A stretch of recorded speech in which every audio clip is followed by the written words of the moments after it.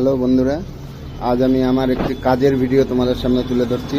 এই যে দেখো কত সুন্দর একটি টায়ার, এখনো খুব ভালো আছে বিট।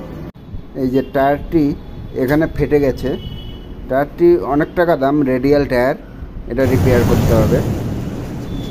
সেই জন্য আগে টায়ারটিকে কেটে নিতে হবে সুন্দর করে ফাটা জায়গাটি। এই যে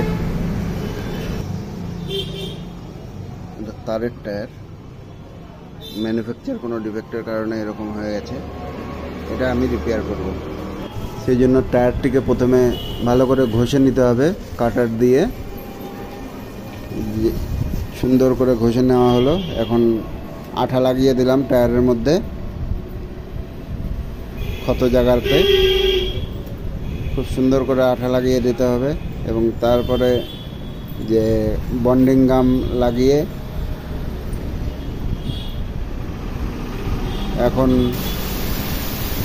রাবার চড়িয়ে মেশিনে হিট দিতে দিয়ে দিয়েছি। 3 ঘন্টা হিট দেওয়ার পর টায়ারটি এখন খুলব। এই যে হয়ে গেছে হিট, টায়ারটি এখন নামাবো, দেখি কেমন হয়েছে টায়ারটি। নামিয়ে ফেললাম। বাহ, খুব সুন্দর ফিনিশিং হয়েছে বন্ধুরা। তোমাদের কেমন লাগলো ভিডিওটা অবশ্যই কমেন্ট করে জানাবে। Bye bye.